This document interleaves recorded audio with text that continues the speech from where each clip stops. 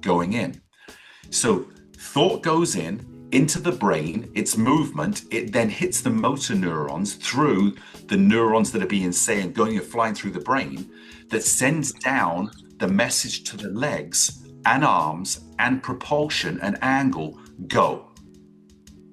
Now, before I continue this on, I will say repetition gives the muscle the ability to do the same thing again and again at a stronger, powerful, and more stamina possibility. So there's muscle repetition. But let's go back to this whole thought now. If the electrical impulse is what makes the muscle move, Yeah. then the power has to be neuron memory. It's the neurons firing the muscle that turns around and says, go.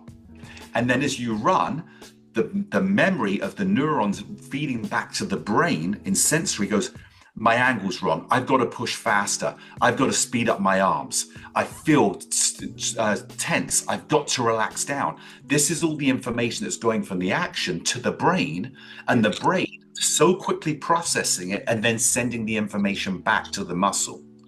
So when you take that in here, Alex, and you say, and begin to understand the working of the body, Yeah.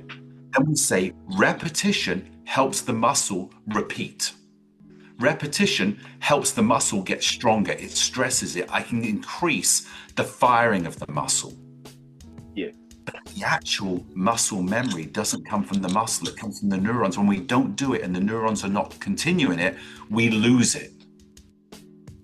And so when you start changing your approach to strengthening the neurons that are going to your muscle from mindset, now we can take the muscle to a higher level than relying on the muscle to find that level. So I argue now, having lived it, studied it, trained people with it, muscle memory there's no such thing except in repetition.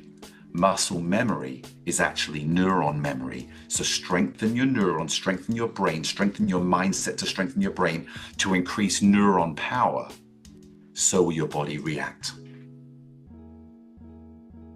That's a quite a compelling argument, I would say. I've always thought that, you know, there is a certain stimulus that causes somebody to somewhat, you know, as we say, perform at this extraordinary level. However, I don't think we can always for certain define what it is, because, as you know, certain moments define situations, and so moments